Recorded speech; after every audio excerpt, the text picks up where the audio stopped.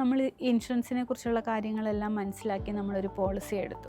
പക്ഷെ നമുക്ക് അടുത്ത ദിവസം തന്നെ ഹോസ്പിറ്റലിൽ അഡ്മിറ്റ് ആകേണ്ട ഒരു സാഹചര്യം വന്നു. അപ്പോൾ നമുക്ക് ഇൻഷുറൻസ് കവർ ആവും?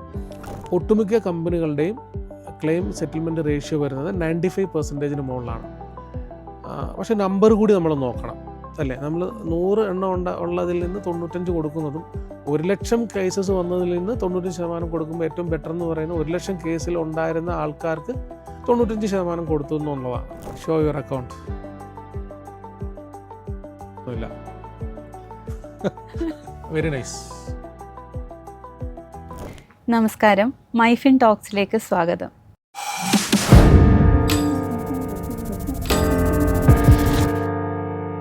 നമ്മൾ ഇൻഷുറൻസ് എടുക്കുന്ന സമയത്ത് ക്ലെയിം സെറ്റിൽമെൻറ്റ് റേഷ്യോ നോക്കണം എന്ന് പറയില്ലേ, അതെന്താണെന്ന് എക്സ്പ്ലെയിൻ? തീർച്ചയായിട്ടും നമ്മൾ ഒരു ഇത്ര പെർസെൻറ്റേജ്, ഇപ്പോൾ 100 പേരുടെ കണക്കെടുക്കുവാണെങ്കിൽ അതിൽ രോഗങ്ങളുണ്ടായതിൽ എത്ര പേർക്കാണ് ക്ലെയിം സെറ്റിൽമെൻറ്റ് ആയെന്ന് നോക്കും. ഇപ്പോൾ നമ്പർ ഓഫ് കേസസ് കൂടുന്തോറും ക്ലെയിം സെറ്റിൽമെൻറ്റ് റേഷ്യോ താരതമ്യേന കമ്പനികൾക്ക് കുറയാറുണ്ട്.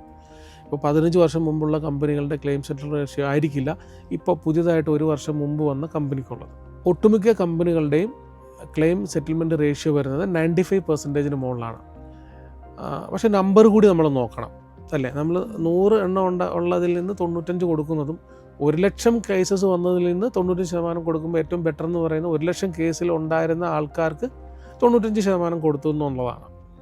അപ്പോൾ ഇപ്പോഴത്തെ ഒരു കേസിൽ IRDA വളരെ കർശനമായിട്ട്, അതായത് ഇൻഷുറൻസിനെ നിയന്ത്രിക്കുന്ന അതോറിറ്റി തന്നെ ക്ലീൻലി ഇത് വാച്ച് ചെയ്യുന്നുണ്ട്. അപ്പം എന്നിരുന്നാൽ തന്നെയും നമുക്ക് ഏറ്റവും നല്ല ക്ലെയിം സെറ്റിൽമെൻറ്റ് റേഷ്യോ ഉള്ള കമ്പനികളും തന്നെയാണ് നമ്മൾ തീർച്ചയായിട്ടും ഇത്തരം പോളിസികൾ എടുക്കേണ്ടത്. കാരണം അവരുടെ ഒരു ക്രെഡിബിലിറ്റി, സെറ്റിൽമെൻറ്റ് ഫാസ്റ്റ് ആകുന്നത്, അത്തരം കാര്യങ്ങളെല്ലാം അതിൻ്റെ അകത്ത് കൺസിഡർ ചെയ്യുന്നുണ്ട്. ഇതൊക്കെ ഒരു ഏജൻറ്റിൻ്റെ അടുത്ത് പോകുമ്പോൾ അവർ നമ്മളെ പറഞ്ഞ് മനസ്സിലാക്കി തരുന്ന കാര്യങ്ങളാണ്, അതോ നമ്മൾ തന്നെ ഇത് ഓൺലൈൻ കണ്ടുപിടിക്കേണ്ട കാര്യങ്ങളാണ്? നമ്മൾ തന്നെ നോക്കണം. പിന്നെ അവരുടെ പോളിസിയുടെ അല്ലെങ്കിൽ അവരുടെ കമ്പനിയുടെ ബെനിഫിറ്റ്സ് ആയിരിക്കും അവർ കൂടുതൽ പറയും. അപ്പോൾ അവർ തീർച്ചയായിട്ടും അവരുടെ പ്രസൻറ്റേഷൻ ഫയലിൽ ക്ലെയിം സെറ്റിൽമെൻറ്റ് റേഷ്യോ ഞങ്ങളുടെ കമ്പനിക്ക് ഇത്രയാണ് ഉണ്ടെന്ന് കാണിക്കാറുണ്ട്. മേ ബി കമ്പാരിസൺസും മറ്റ് കമ്പനികളുടെയും കാണിക്കാറുണ്ട്.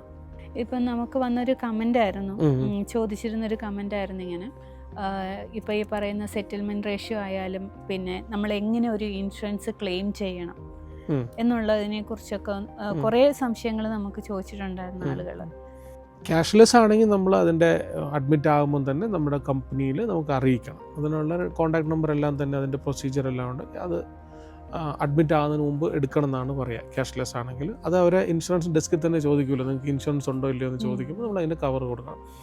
ഇനി ക്യാഷ്ലെസ് അല്ലാത്തൊരു സാഹചര്യമുണ്ട്. നമ്മൾ ചികിത്സിച്ചിട്ട് ചികിത്സയുടെ ബില്ലെല്ലാം എത്ര രൂപയായോ അത് നമുക്ക് തിരിച്ച് നമ്മുടെ അക്കൗണ്ടിലേക്ക് ഇൻഷുറൻസ് കമ്പനി തരുന്ന ഒരു കേസുണ്ട്.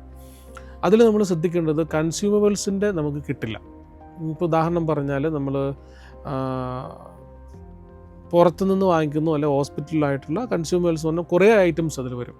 ഇപ്പോൾ കിടപ്പ് രോഗികളാണെങ്കിൽ അവരുടെ പാഡ്, അങ്ങനത്തെ കാര്യങ്ങൾ, അല്ലെങ്കിൽ ഗ്ലൗസ് ഒരുപാട് നമുക്ക് വേണ്ടി വരുന്നുണ്ട്, അതുപോലെ സിറിഞ്ചുകൾ, അത് ഒഴിവാക്കുന്നുണ്ട്. അപ്പോൾ ഇതെല്ലാം ഒഴിവാക്കിയതിന് ശേഷമുള്ള എമൗണ്ട് നമുക്ക് തിരിച്ച് കിട്ടും. അപ്പോൾ അത് തിരിച്ച് കിട്ടാൻ വേണ്ടിയിട്ട് ആധാർ കാർഡ്, ബാങ്ക് അക്കൗണ്ട്, നമ്മുടെ പോളിസിയുടെ ഡീറ്റെയിൽസ് എല്ലാം ആയിട്ട് ഏജൻറ്റ് മുഖേനയോ അല്ലെങ്കിൽ നമുക്ക് ഡയറക്റ്റായിട്ടോ സബ്മിറ്റ് ചെയ്ത് കഴിഞ്ഞാൽ 7 വർക്കിംഗ് ഡേയ്സിനുള്ളിലോ Day 1 റീംബേഴ്സ്മെൻറ്റ്, അതായത് ഞാനൊരു അഡ്വർടൈസ്മെൻറ്റ് കണ്ടതാണ്. Day 1 റീംബേഴ്സ്മെൻറ്റ് നമ്മൾ കംപ്ലീറ്റ് ആയിട്ട് ഡോക്യുമെൻ്റ് കൃത്യമായി സബ്മിറ്റ് ചെയ്ത് കഴിഞ്ഞാൽ Day 1 അവർ റീംബേഴ്സ് തരും, സബ്മിറ്റ് ചെയ്യുന്ന ഡേറ്റിൽ തന്നെ, including doctor certification, discharge memory, അതുമായിട്ട് ബന്ധപ്പെട്ട കാര്യങ്ങളെല്ലാം തന്നെ വരും. ഇപ്പം നമ്മൾ ഫാമിലി ഇൻഷുറൻസ് എടുക്കുന്ന സമയത്ത് വീട്ടിൽ പ്രായമുള്ള ഒരാളുണ്ടെങ്കിൽ ആ ആളുടെ ഏജിനനുസരിച്ചിട്ടായിരിക്കുമോ നമ്മുടെ പ്രീമിയം എമൗണ്ട് തീരുമാനിക്കുന്നത്? ഓക്കെ, നമുക്കതിനെ ഇങ്ങനെയാണ് വിലയിരുത്തേണ്ടത്. ഒരു വീട്ടിൽ 4 അംഗങ്ങളുണ്ട്, അച്ഛനമ്മ, ഭർത്താവ്, ഭാര്യ, 2 കുട്ടികൾ, അപ്പോൾ 6 പേരടങ്ങുന്ന കേസുകളിൽ. അപ്പോൾ നമ്മളിപ്പോൾ ഒരു 5 ലക്ഷം രൂപയുടെ ഹെൽത്ത് ഇൻഷുറൻസ് പോളിസിയാണ് എടുക്കുന്നതെങ്കിൽ ഈ 5 ലക്ഷം രൂപ ഈ 6 ആളുകൾക്കായിട്ടാണ് കണക്കാക്കി പോകുന്നത്. അപ്പോൾ ഇൻഷുറൻസ് കമ്പനികളുടെ ഇൻറ്റേർണലായിട്ടുള്ളൊരു കാൽക്കുലേഷനാണ് ഇതിൽ വരുന്നത്. അപ്പോൾ സ്വാഭാവികമായിട്ടും പോളിസി ഹോൾഡർ എന്ന് പറയുന്നത് പിന്നെ അവിടുത്തെ ഇൻകം കൊണ്ടുവരുന്ന ആളെന്ന നിലയിൽ അവിടുത്തെ മേ ബി ഭർത്താവായിരിക്കാം, അയാൾക്കൊരു മേ ബി ഒരു 35 അല്ലെങ്കിൽ 40 ഏജുള്ള ആളായിരിക്കാം. ബേസിക്കലി അതിൻ്റെ അടിസ്ഥാനത്തിലാണ് അതിൻ്റെ പ്രീമിയം കാൽക്കുലേറ്റ് ചെയ്യുന്നത്. ഒപ്പം നമ്മൾ ഇതിനെ സെപ്പറേറ്റ് ചെയ്തെടുക്കുവാണെങ്കിൽ ഇപ്പോൾ 5 ലക്ഷം രൂപ 6 പേർക്ക് ഡിവൈഡ് ചെയ്ത് പോകുമ്പോൾ അത്രയും കുറച്ച് കവറേജേ കിട്ടുള്ളൂ. ഏജ്ഡ് ആയിട്ടുള്ള ആൾക്കാരുണ്ടെങ്കിൽ 65 ഒക്കെ എടുക്കുവാണെങ്കിൽ നമുക്ക് അവർക്കും കൂടെ ഒരു സെപ്പറേറ്റ് കവറേജ് കിട്ടുന്നു. അപ്പോൾ ശരിക്കും അതൊരു ലോജിക്കൽ തിങ്കിങ് ആണ് ആക്ച്വലി. ആ ഫാമിലിയിലുള്ള മെമ്പർക്ക് ഒരു അഡീഷണൽ 1 ലക്ഷമോ 2 ലക്ഷം രൂപയുടെ കവറേജ് എടുത്തു പോകുന്നത്. നമ്മൾ അങ്ങനെ അതിനെ വിലയിരുത്തേണ്ട എന്നുള്ളതാണ്. അപ്പോൾ ഈ മൊത്തത്തിൽ 5 ലക്ഷം രൂപ വെച്ചിട്ട് 6 പേർക്ക് എടുക്കാൻ 6 പേർക്കായിട്ടല്ലേ കിട്ടുക ഫാമിലിയായിട്ട് എടുക്കുമ്പോൾ. ഇപ്പോൾ നമ്മൾ ഇൻഷുറൻസിനെ കുറിച്ചുള്ള കാര്യങ്ങളെല്ലാം മനസ്സിലാക്കി നമ്മളൊരു പോളിസി എടുത്തു. പക്ഷെ നമുക്ക് അടുത്ത ദിവസം തന്നെ ഹോസ്പിറ്റലിൽ അഡ്മിറ്റ് ആകേണ്ട ഒരു സാഹചര്യം വന്നു. അപ്പോൾ നമുക്ക് ഈ ഇൻഷുറൻസ് കവർ ആവും? ആക്സിഡൻറ്റ് ആണ് സംഭവിച്ചെങ്കിൽ കവറാകും. അല്ലാതെങ്കിൽ 30 ഡേയ്സിൻ്റെ വെയിറ്റിംഗ് പീരീഡ് ഉണ്ടാവും. അതിന് ശേഷമായിരിക്കും അതിൻ്റെ കവറേജ് സ്റ്റാർട്ട് ചെയ്യുക. ഓക്കെ, അപ്പം നമുക്ക് പിന്നീട് അത് ക്ലെയിം ചെയ്യാനും പറ്റത്തില്ല? ഇല്ല. ഓക്കെ. ഈ ഇൻഷുറൻസിൽ പ്രീ എക്സിസ്റ്റിംഗ് ഡിസീസസ് കവർ ചെയ്യുമോ? ഓക്കെ, അത് പല തരത്തിലുള്ള ഡിസീസസ് ഉണ്ടാവാം. നോർമലി നമ്മൾ കണ്ടുവരുന്നത് ഒരു 4 ഇയേഴ്സിൻ്റെ വെയിറ്റിംഗ് പീരീഡ് വേണ്ടി വരും. ഇപ്പോൾ അത് കുറച്ച് 3 ഇയേഴ്സ് വരെ ആക്കിയിട്ടുണ്ട് കവർ കിട്ടുന്ന കാര്യത്തിൽ. പക്ഷേ നമ്മൾ ഇപ്പോൾ ക്യാൻസർ പോലെയുള്ള അത്തരത്തിലുള്ള ക്രിട്ടിക്കൽ ഹെവി ആയിട്ടുള്ള മാരകമായിട്ടുള്ള രോഗങ്ങളാണെന്നുണ്ടെങ്കിൽ അതിന് ഒരിക്കലും അത്തരത്തിലുള്ള ആളുകൾക്ക് പോളിസി എടുക്കാൻ പറ്റുകയില്ല. നമ്മൾ പല കേസുകളിലും ക്ലെയിമുകൾ റിജക്റ്റ് ആവുന്നതിന് റീസൺ എന്ന് പറയുന്നത് ഇത്തരം പ്രീ എക്സിസ്റ്റിംഗ് ഡിസീസസ് ഉണ്ട് എന്നുള്ളത് മറച്ചു വെച്ചുകൊണ്ട് പോളിസി എടുക്കുന്നു. അപ്പോൾ നമ്മൾ ഡയഗ്നോസിസ് ചെയ്യുമ്പം മനസ്സിലാക്കാൻ പറ്റുമല്ലോ ഉണ്ടെന്നുള്ളതും അതിൻ്റെ ട്രീറ്റ്മെൻറ്റും കാര്യങ്ങളൊക്കെ. നമ്മൾ പറഞ്ഞ ഈ ക്യാൻസർ പോലെയുള്ള രോഗങ്ങൾ വന്ന കേസസിൽ അതിനു വേണ്ടി മാത്രമായിട്ടുള്ള പോളിസികൾ എടുക്കാൻ പറ്റും. പക്ഷേ അത് ഹെൽത്ത് ഇൻഷുറൻസ് കവറേജിൽ വരുന്നതല്ല, സെപ്പറേറ്റ് പോളിസീസാണ്. അപ്പോൾ അതിൽ വന്നു എന്നും ഡിസ്ചാർജ് സമ്മറി എന്നൊക്കെ ഉൾപ്പെടെയുള്ള കാര്യങ്ങൾ കാണിച്ചുകൊണ്ട് ഇൻഷുറൻസ് കമ്പനിയിൽ പ്രത്യേകമായ ആപ്ലിക്കേഷൻ കൊടുക്കുകയും അവർ അതിൻ്റെ അടിസ്ഥാനത്തിൽ കൃത്യമായിട്ടുള്ള അനലൈസ് ചെയ്ത് അത് ഓക്കെ ആണോ അല്ലയോ എന്ന് സർട്ടിഫൈ ചെയ്തതിൻ്റെ അടിസ്ഥാനത്തിലാണ് പോളിസികൾ ഇഷ്യൂ ചെയ്യുക. താരതമ്യേന വളരെ വലിയ രീതിയിലുള്ള പ്രീമിയങ്ങൾ അതിൽ വരാറുണ്ട്. പക്ഷേ ഹെൽത്ത് ഇൻഷുറൻസ് പോളിസിയിൽ ഇൻക്ലൂഡഡ് അല്ല. അതുപോലെ ഇൻഷുറൻസ് എടുത്ത ഒരാൾ പേഷ്യൻറ്റിനും അതുപോലെയുള്ള ബൈസ്റ്റാൻഡർക്കും അവർക്കുള്ള ഫുഡും എക്സ്പെൻസും ഒക്കെ ഇതിൽ കവർ ചെയ്യാൻ പറ്റും? തീർച്ചയായിട്ടും. പക്ഷേ നമ്മൾ അതിൻ്റെ റൈഡർ എന്ന് പറഞ്ഞാൽ ആഡ് ചെയ്യണം, അഡീഷണൽ ബെനിഫിറ്റ്സ് ആഡ് ചെയ്യണം. നോർമൽ ആയിട്ടുള്ള കേസുകളിൽ ഉണ്ടാവില്ല. ഈ ഹെൽത്ത് ഇൻഷുറൻസിൽ റൂം റെൻറ്റിന് ലിമിറ്റ് ഉണ്ടോ? 2 തരത്തിലുണ്ട്. ലിമിറ്റ് ഉള്ളതുകൊണ്ട് ലിമിറ്റ് ഇല്ലാത്തതുകൊണ്ട്. ഇപ്പോൾ നമ്മൾ ഏറ്റവും കുറഞ്ഞത് നമ്മളൊരു ഏറ്റവും നല്ല കേരളത്തിലേക്കുള്ള ഒരു മൾട്ടി സ്പെഷ്യാലിറ്റി ഹോസ്പിറ്റലിൻ്റെ റൂം റെൻറ്റ് അറൗണ്ട് 5,000 to 6,000 ആ റേഞ്ചൊക്കെയാണ് വരുന്നത്. അതുപോലെ നമുക്ക് വന്ന കമൻറ്റുകളിൽ ഉള്ളൊരു പ്രധാനപ്പെട്ട ചോദ്യമായിരുന്നു, പുക വലിക്കുന്നവർക്ക് പ്രീമിയം എമൗണ്ട് കൂടുതലാണോ? തീർച്ചയായിട്ടും. പുക വലിച്ചാൽ തിയേറ്ററിൽ പരസ്യമുണ്ടല്ലോ, ഒരു സൗണ്ടൊക്കെ ഇട്ട് പറയുന്ന സംഭവം ഉണ്ടല്ലോ. അപ്പോൾ പുക വലിക്കുന്ന ആളുകൾക്ക് ശരാശരി 15% മുതൽ 50% വരെ പ്രീമിയത്തിൽ കൂടുതൽ വരും. അപ്പോൾ ഒരു സിഗരറ്റിൻ്റെ വില എന്ന് പറഞ്ഞാൽ ഡബിളാണ്. ഇപ്പോൾ ഉദാഹരണത്തിന് 10,000 രൂപയുടെ ആണ് ഒരു വർഷം പ്രീമിയം അടയ്ക്കേണ്ട ആളെങ്കിൽ അദ്ദേഹത്തിന് പുക വലിക്കുന്ന ആളാണ് എന്ന് പോളിസിയിൽ ഡിക്ലെയർ ചെയ്ത് കഴിഞ്ഞാൽ മേ ബി 15,000 രൂപ വരെ വരാം. 1,500 മുതൽ, അതായത് 11,500 മുതൽ 15,000 രൂപ വരാനുള്ള ചാൻസസ് ഉണ്ട്. അതുകൊണ്ട് ഇൻഷുറൻസ് പോളിസി എടുക്കുന്ന സമയത്ത് ഒന്ന് ഇത്തരം കാര്യങ്ങൾ ഡിക്ലെയർ ചെയ്യണം. ടൊബാക്കോ അതാ ചോദിക്കുന്ന സമയത്ത് ഡിക്ലെയർ ചെയ്യണം. 2, ഒരു സിഗരറ്റിൻ്റെ വില എന്ന് പറയുന്നത് 15,000 രൂപ വരെ എന്നല്ല നമ്മൾ കണക്കാക്കേണ്ടത്, 15 ലക്ഷമാണ് കണക്കാക്കേണ്ടത്. കാരണം ഡിസീസസ് കൂടുതലാണ്, ചാൻസസ് ഓഫ് രോഗങ്ങൾ വരാനുള്ള ചാൻസ് കൂടുതലുള്ളത് കൊണ്ടാണല്ലോ സ്വാഭാവികമായിട്ടും പ്രീമിയം കൂടി വരുന്നത്. ഇതിപ്പോൾ നമ്മൾ കറക്റ്റായിട്ട് ഡിക്ലെയർ ചെയ്തിട്ടില്ല എന്നുണ്ടെങ്കിൽ അത് കണ്ടുപിടിക്കാൻ പറ്റില്ലല്ലോ. സിഗരറ്റ് വലിക്കുന്ന ആളാണോ അല്ലയോ എന്നുള്ളത് കണ്ടുപിടിക്കാൻ പറ്റത്തില്ലല്ലോ. അപ്പോൾ അത് പിന്നീട് ട്രീറ്റ്മെൻറ്റിൻ്റെ ഭാഗമായിട്ട് വരുമ്പോഴാണ് ഇത് കണ്ടുപിടിക്കുന്നത്. അപ്പോഴാണ് ക്ലെയിം റിജക്റ്റ് ആവുന്നത്. അപ്പോൾ റിജക്റ്റ് ആകുമ്പോൾ എൻ്റെ ക്ലെയിം റിജക്റ്റ് ആയേ എന്ന് പറഞ്ഞിട്ട് സോഷ്യൽ മീഡിയ കൊണ്ടുപോയിട്ട് പരസ്യം ഇട്ടിട്ട് കാര്യമില്ല, സംഭവം ഇതാണ്. അതുപോലെ ആയുർവേദ ട്രീറ്റ്മെൻറ്റ് ഇതിൽ കവർ ആവുന്നതാണോ? തീർച്ചയായിട്ടും. ആയുഷ് മന്ത്രാലയത്തിൻ്റെ കീഴിൽ പറയുന്ന കുറേയധികം ട്രീറ്റ്മെൻറ്റ്സ് കവർ ചെയ്യും. നമ്മൾ പ്രത്യേകിച്ചും ആലോചിക്കേണ്ട ഒരു വിഷയമാണ്, അല്ലെങ്കിൽ നമുക്ക് ചർച്ച ചെയ്യപ്പെടേണ്ട ഒരു കാര്യം കൂടിയാണത്. ഇൻക്ലൂഡിങ് യോഗ, ന്യൂറോപ്പതി ഉൾപ്പെടെയുള്ളത് കവറാകും. അത് പക്ഷേ അതിന് എൻപാനൽ ചെയ്തിട്ടുള്ള ഹോസ്പിറ്റൽസ് ആയിരിക്കണം എന്ന് മാത്രമേ ഉള്ളൂ. അതിനൊരു സീലിംഗ് കൊണ്ട് ഇത്ര രൂപ വരെ കവർ ചെയ്യാമെന്നുള്ളത്. കേരളത്തിലെ ചില ഹോസ്പിറ്റൽസ്, ആയുർവേദ ഹോസ്പിറ്റൽസുകളിൽ ക്യാഷ്ലെസ് ഫെസിലിറ്റീസ് ഉണ്ട്. ഇത്തരം കാര്യങ്ങൾ എനിക്ക് തോന്നുന്നു HDFC ഇർഗോടെയൊക്കെ കമ്പനികളുടെ പോളിസീസിൽ ആയുർവേദ ട്രീറ്റ്മെൻറ്റിൽ ക്യാഷ്ലെസ് ഫെസിലിറ്റീസ് ഉണ്ട്. മൈഫിൻ ടോക്സ് സ്ഥിരമായി കാണുന്ന ഒരു പ്രേക്ഷക ചോദിച്ചൊരു ക്വസ്റ്റ്യനാണ്. പേര് അർച്ചന. ചോദിച്ചതാണ്, ആൾക്ക് ഇന്ത്യയിൽ ഇൻഷുറൻസ് എടുത്തിട്ടുണ്ടായിരുന്നു, പക്ഷെ ഇപ്പോൾ അവർ അബ്രോഡാണ്. അപ്പോൾ നമ്മുടെ ഇവിടുത്തെ ഈ ഇൻഷുറൻസ് വെച്ചിട്ട് അവർക്ക് അവിടെ ഉപയോഗിക്കാൻ പറ്റുമോ? നിലവിലുള്ള കേസസിൽ ബുദ്ധിമുട്ടായിരിക്കും. കാരണം പുതിയതായിട്ടാണ് അത്തരം കാര്യങ്ങൾ ആഡ് ഓൺ ചെയ്ത് വെച്ചിരിക്കുന്നത്. നമ്മൾ മുമ്പ് പറഞ്ഞ പോലെ ആഡ് ഓൺ വേൾഡ് വൈഡ് ആയിട്ടുള്ള കവറേജ് കിട്ടുന്ന പോളിസീസ് ഇപ്പോൾ വന്നിട്ടുണ്ട്. അപ്പോൾ അതിലേക്ക് ഒന്നെങ്കിൽ അടുത്ത വർഷം അടയ്ക്കുന്ന സമയത്ത് അങ്ങനെയുള്ള കേസുകളിൽ മാറേണ്ടി വരാം, അല്ലെങ്കിൽ അവർക്ക് ഇവിടെ ഇന്ത്യയിൽ വന്ന് ചികിത്സിക്കാം. അതാണ് ഓപ്ഷനുള്ളൂ. ഇന്ത്യയിലെ ഹോസ്പിറ്റൽസാണ് ഓൾറെഡി കവർ ചെയ്യുന്നുള്ളൂ.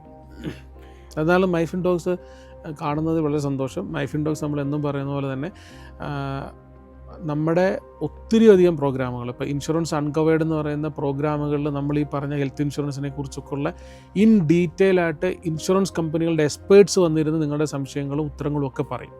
അപ്പോൾ അതിലേക്ക് നിങ്ങളെ നയിക്കുന്ന ഒരു പ്രോഗ്രാം മാത്രമായിട്ട് കാണാണ്ട് ഡെപ്തായിട്ട് നിങ്ങളതിനെ കാണേണ്ടതില്ല. ഡെപ്തായിട്ടുള്ള കണ്ടൻറ്റുകളല്ല നമ്മൾ കൊടുക്കുന്നത്. ഓക്കെ, നമ്മൾ ഈ ഇൻഷുറൻസ് എടുക്കുമ്പോൾ ഓൺലൈൻ എടുക്കുന്നതായിരിക്കുമോ ഏറ്റവും നല്ലത്, അതോ ഏജൻറ്റ് ത്രൂ എടുക്കുന്നതായിരിക്കും? ഹെൽത്ത് ഇൻഷുറൻസിൻ്റെ കേസിൽ ഞാനാണെങ്കിൽ ഏജൻറ്റ് വഴി എടുക്കുകയുള്ളൂ. പക്ഷേ ഇപ്പോൾ ഉള്ള ഒത്തിരി ആൾക്കാർ ഡയറക്റ്റ് എടുക്കുന്നുണ്ട്. പ്രീമിയത്തിൻ്റെ കുറവ് കാരണം പ്രീമിയം ഒത്തിരി കുറവുണ്ട്. 10% ഒക്കെ നോർമലി ഉള്ള ഏജൻസിന് എടുക്കുന്നതിൽ നിന്ന് കുറവുണ്ട്, എടുക്കുന്നതിന് കുറവുണ്ട്. അപ്പോൾ നമ്മളൊരു 10 വർഷമൊക്കെ എടുക്കുമ്പോൾ ഇപ്പോൾ ഇങ്ങനെ കണക്ക് പറയാറുണ്ട്, നിങ്ങൾ ഓൺലൈൻ ഇൻഷുറൻസ് മ്യൂച്വൽ ഫണ്ട് എടുത്താൽ ഏജൻറ്റ് കമ്മീഷൻ നമുക്ക് കുറഞ്ഞ് കിട്ടുന്നതൊക്കെ ആ കമ്മീഷൻ മ്യൂച്വൽ ഫണ്ട് ഇതിലേക്ക് ഇൻവെസ്റ്റ് ചെയ്ത് കഴിഞ്ഞാൽ നിങ്ങൾക്ക് ഇതിൽ കുറവ് കിട്ടുന്നത് കൂടാണ്ട് വലിയൊരു അസറ്റ് ആ സമയത്ത് ക്രിയേറ്റ് ചെയ്യാൻ പറ്റും എന്നൊക്കെ പറയുന്നുണ്ട്. പക്ഷേ ഡിപ്പെൻഡ് അപ്പം വ്യക്തികളാണ്. അപ്പം നമുക്ക് പ്രത്യേകിച്ച് ഇതിൻ്റെ ഡോക്യുമെൻറ്റേഷൻ പാർട്ട് ഇത് കൊടുക്കുക, ഇത് മേടിക്കുക, പോവുക, ഇതിൻ്റെ സബ്മിഷൻ ചെയ്യുക, നമുക്കൊരു സംശയം ചോദിക്കാനൊക്കെ നമുക്കൊരു സിംഗിൾ പോയിൻ്റ് കോൺടാക്ട്സ് വരും. ന്യൂജൻ ഫിൻടെക് കമ്പനികൾ അവരുടെ പോളിസീസ് എടുപ്പിക്കുന്ന രീതി ഫ്രം നമ്മുടെ ഒരു എൻക്വയറി മുതൽ ഓൺബോർഡ് ചെയ്ത് അവരെ എൻറോൾ ചെയ്യിപ്പിച്ച് ഡോക്യുമെൻ്റ് ഇഷ്യൂ ചെയ്യുന്നത് വരെ കംപ്ലീറ്റ്ലി ഡിജിറ്റലൈസ് ചെയ്തിട്ടുണ്ട്. പക്ഷേ നമുക്ക് അവരോട് തിരിച്ച് നമ്മളൊരു കോൾ ചെയ്തിട്ട് ഒരു കമ്പനിയുടെ ഡീറ്റെയിൽസ് ചോദിക്കുന്ന സമയത്തും നമ്മുടെ ഒരു എൻക്വയറിക്ക് നമുക്ക് റെസ്പോണ്ട് ചെയ്ത് കിട്ടുന്നത് അത്ര സെറ്റായി വന്നിട്ടില്ല. മേ ബി ഇൻ ഫ്യൂച്ചറിൽ വന്നേക്കാം. റെസ്പോൺസസ് എന്ന് പറയുന്ന സാധനം ഉണ്ടല്ലോ, നമുക്ക് ചിലപ്പോൾ പിന്നെ എല്ലായിടത്തും മലയാളത്തിലോ അല്ലെങ്കിൽ തമിഴ്, തെലുങ്ക്, കന്നഡയിലില്ല. മോസ്റ്റ് പ്രോബബ്ലി ഇംഗ്ലീഷിലായിരിക്കും അത് വരിക. അപ്പോൾ സാധാരണക്കാർ ആളുകൾ എടുത്തിട്ട് പിന്നെ അത് ബുദ്ധിമുട്ടാകാനുള്ള ചാൻസസ് ഉണ്ട്. അപ്പോൾ എടുക്കുന്ന ആളുടെ ഒരു ഇഷ്ടമാണത്. പക്ഷേ റെക്കമെൻഡ് ചെയ്യുന്നത്, ടെക്നിക്കലി റെക്കമെൻഡ് ചെയ്യുന്നത് ഡയറക്റ്റ് പ്ലാൻ എടുക്കുക എന്നാണ്, ബേസ്ഡ് ഓൺ ദ ബെനിഫിറ്റ്സുകൾ വെച്ച് നോക്കുമ്പോൾ. നിലവിൽ ഏറ്റവും മികച്ചതായിട്ട് നമ്മൾ മലയാളികൾക്ക് എടുക്കാൻ പറ്റുന്ന ഇൻഷുറൻസ് കമ്പനികൾ ഏതൊക്കെയാണെന്ന് പറയാം? 3 കമ്പനികളുണ്ട്. 3ഉം കേരളത്തിൽ പ്രധാനപ്പെട്ട കമ്പനികൾ തന്നെയാണ്. നമ്മളൊരു കമ്പനിയുടെ പേര് പറയുമ്പോൾ പേരിനേക്കാളും അതിൻ്റെ അകത്ത് പോളിസിയുടെ ബെനിഫിറ്റ്സ് ആണ് നോക്കേണ്ടത്. ഇപ്പം ഞാനീ പറഞ്ഞ ആഡ് ഓൺ എല്ലാം കൂടെ കിട്ടുന്ന കമ്പനികൾ വേറെ തന്നെയാണ്. ക്ലെയിം സെറ്റിൽമെൻറ്റ് റേഷ്യോ കിട്ടുന്ന വേറെ കമ്പനിയാണ്. നെറ്റ്വർക്ക് ഹോസ്പിറ്റലുള്ളത് വേറെ കമ്പനിയാണ്. അപ്പോൾ ഒരു കമ്പനിയുടെ പരസ്യത്തിനകത്തേക്ക് അപ്പുറത്തേക്ക് നമ്മുടെ എയിം എന്ന് പറയുന്നത് നമ്മളൊരു ഹെൽത്ത് ഇൻഷുറൻസ് പോളിസി 100% നാളെ രാവിലെ പോയി എടുക്കുക എന്നുള്ളതാണ്. ഓക്കെ, അപ്പം ഇത്ര നേരം സംസാരിച്ചതിന് ഏകദേശം നമുക്ക് മനസ്സിലായി ഹെൽത്ത് ഇൻഷുറൻസിൻ്റെ പ്രാധാന്യം എന്താണെന്നും അതെങ്ങനെ എടുക്കണം എന്നുള്ളത്. ഓക്കെ, അപ്പോൾ നമുക്ക് ഇത് കൺക്ലൂഷനിലേക്ക് കൺക്ലൂഷനിലേക്ക് കടക്കുന്നതിന് മുമ്പ് ഒരു പ്രധാന വിഷയം ശ്രീപ്രിയ ഉത്തരം പറയേണ്ടതുണ്ട്. നമ്മൾ കഴിഞ്ഞ എപ്പിസോഡിൽ സാമ്പാർ ഉണ്ടാക്കാൻ അറിയാവുമെന്ന് ചോദിച്ച് നമ്മുടെ ഒരു സ്റ്റോക്ക് മാർക്കറ്റ് ഇൻവെസ്റ്റ്മെൻറ്റ് കോഴ്സിനെ സിംപ്ലിഫൈ ചെയ്ത് പറഞ്ഞിരുന്നു. എന്താണ് റിസൾട്ട്? ഡിമാറ്റ് അക്കൗണ്ട് എടുത്തു. Very good. അപ്പോൾ എന്താണ് ഇമ്പ്രൂവ്മെൻറ്റ്സ് അതിലുള്ള? ഇവിടെ പ്രദീപ് സാറിൻ്റെ ക്ലാസ് അറ്റൻഡ് ചെയ്തോ? പ്രദീപ് സാറിൻ്റെ ക്ലാസ് അറ്റൻഡ് ചെയ്തിട്ടുണ്ടായിരുന്നു. സാറുമായിട്ടും ഒരു പ്രോഗ്രാം ഉണ്ടായിരുന്നു. അപ്പോൾ ആ സാറ് പറഞ്ഞത് പ്രകാരം അത് മനസ്സിലാക്കിയത് വെച്ച് ഞാൻ അക്കൗണ്ട് എടുത്തു. Show your account.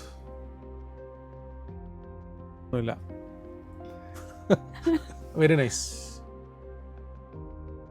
അപ്പോൾ ശ്രീപ്രിയ അന്ന് സാമ്പാർ ഉണ്ടാക്കാമെന്ന് ചോദിച്ച സമയത്ത് നമ്മുടെ അടുത്ത് 3 വീട്ടമ്മമാർ അതിൻ്റെ അകത്ത് ജോയിൻ ചെയ്തിരുന്നു. അപ്പോൾ ഇപ്പോൾ ശ്രീപ്രിയ ഇത് എടുത്ത് കണ്ടപ്പോൾ നമുക്ക് വളരെ സന്തോഷമുണ്ട്. ആക്റ്റീവ്ലി ഇത് പാർട്ടിസിപ്പേറ്റ് ചെയ്തെന്ന് പറഞ്ഞിട്ട്. അത് ശരിക്കും നമ്മളെ ഇതിപ്പോൾ ശ്രീപ്രിയ എടുത്തിരിക്കുന്നത് I think power sector and അല്ലേ ഓയിൽ സെക്ടർ 2 സ്റ്റോക്ക് എടുത്തിട്ടുണ്ട്. അപ്പോൾ ഇവിടെ നമുക്കൊരു കാര്യം വരുന്നത്, നിങ്ങൾ 7 ദിവസത്തെ ആണല്ലോ അറ്റൻഡ് ചെയ്തേ ക്ലാസ് അറ്റൻഡ് അല്ലേ? അപ്പോൾ അന്ന് തന്നെ നമ്മളടുത്ത് പറഞ്ഞിരുന്നു വളരെ ലോങ് ആയിട്ട് കുറച്ചും കൂടെ, ഇതിപ്പോൾ 7 ദിവസത്തെ ക്ലാസ്സിനെ കുറച്ച് HNI ലെവലിലുള്ള കുറച്ച് ഫണ്ട് ഇൻവെസ്റ്റ് ചെയ്തിട്ട് പിന്നെ അതൊരു 3 മന്ത് 4 മന്ത് കഴിയുമ്പോൾ വിഡ്രോ ചെയ്യുന്ന രീതിയിലുള്ള ഒരു മോഡ് ഓഫ് ക്ലാസ്സാണ് അതുള്ളത്. നമുക്ക് ഇനി വരുന്ന സ്റ്റോക്ക് മാർക്കറ്റിൻ്റെ ക്ലാസ് എന്ന് പറയുന്നത് 2 മാസത്തെ ക്ലാസ്സാണ്. മൈഫിൻ ടി വിയുടെ പ്രീമിയം സബ്സ്ക്രിപ്ഷൻ അതിൽ ഫ്രീ കൊടുക്കും. 2 മാസം അവരെ കൃത്യമായി ഓൺലൈനിൽ നമ്മൾ പഠിപ്പിക്കും, പുതിയ സ്ട്രാറ്റജീസ്, ടെക്നിക്സ്, ഒപ്പം എങ്ങനെ നഷ്ടം മാനേജ് ചെയ്യാം. ഏറ്റവും കൂടുതലായിട്ട് നമ്മളതിൽ പഠിപ്പിക്കുന്ന കാര്യം അതാണ്, നഷ്ടം മാനേജ് ചെയ്യുക എന്നുള്ളതാണ്. ഓക്കെ, അത് മിസ്റ്റർ ആനന്ദ് KJ ആണ് അതിൻ്റെ ക്ലാസ് എടുക്കുന്നത്. കേരളത്തിലെ അറിയപ്പെടുന്ന സ്റ്റോക്ക് മാർക്കറ്റ് ട്രെയിനിങ് എക്സ്പേർട്ടാണ് അത് അറിയപ്പെടുന്നത്. അപ്പോൾ അത് നമ്മൾ എന്തുകൊണ്ടാണ് ഇങ്ങനെ ഒരു കാര്യം നമ്മുടെ മൈഫിൻ ടി വിയുടെ കൂടെ ആഡ് ചെയ്തെന്ന് വെച്ച് കഴിഞ്ഞാൽ, നമ്മുടെ ഷോ കാണുന്ന ആളുകൾ പ്രത്യേകിച്ചും ഇത്തരം കാര്യങ്ങളിലേക്ക് കൂടുതൽ ഇൻവെസ്റ്റ്മെൻറ്റ് ചെയ്യുന്ന സമയത്ത് അവർക്ക് ആക്റ്റീവ്ലി പാർട്ടിസിപ്പേറ്റ് ചെയ്യണം എന്നുള്ള ഒരു കാര്യം പറയുന്നുണ്ട്. അതുകൊണ്ടാണ് നമ്മളത് ചെയ്യുന്നത്. ഇന്ന് ഏറ്റവും ഇൻഡസ്ട്രി ബെസ്റ്റായിട്ടുള്ള ഒരു ഫീസാണ് നമ്മൾ വെച്ചിട്ടുള്ളത്. ഒപ്പം ഒരു വർഷത്തേക്ക് മൈഫിൻ ടി വിയുടെ പ്രീമിയം സബ്സ്ക്രിപ്ഷൻ കൊടുക്കുക. ഒരു മാസം 20ഓളം വരുന്ന എക്സ്ക്ലൂസീവ് പ്രീമിയം കണ്ടൻറ്റുകൾ അതിനകത്ത് ഫ്രീ കൊടുക്കുന്നുണ്ട്. അതുകൊണ്ട് നമ്മൾ ചെറിയ പേയ്മെൻറ്റ് മേടിച്ചുകൊണ്ട് കൊടുക്കുന്നുണ്ട്. അപ്പം നമ്മൾ ഈ കോഴ്സിൻ്റെ ഏറ്റവും വലിയ പ്രത്യേകത എന്ന് പറയുന്നത്, ഹൈ പ്രോഫിറ്റ് എന്നൊക്കെ ഉള്ളത് എല്ലാവരും വാഗ്ദാനം ചെയ്യുന്നു, സ്ട്രാറ്റജീസൊക്കെ എല്ലാവരും വാഗ്ദാനം ചെയ്യുന്നുണ്ട്. നമ്മൾ ചെയ്യുന്നത് എങ്ങനെ പ്രോഫിറ്റ് ഉണ്ടാക്കാന്നതിനപ്പുറത്തേക്ക് ലോസ് എങ്ങനെ മാനേജ് ചെയ്യാം, എങ്ങനെ നഷ്ടം മാനേജ് ചെയ്യുക എന്നുള്ളതും കൂടെ നമ്മൾ പഠിപ്പിക്കുന്നുണ്ട്. പ്രദീപ് സാറിൻ്റെ ഈ ക്ലാസ് അറ്റൻഡ് ചെയ്ത ശേഷം ഏകദേശം കാര്യങ്ങൾ മനസ്സിലാക്കിയിട്ടാണ് ഞാനിപ്പോൾ ഈ സ്റ്റോക്ക് എടുത്തത്.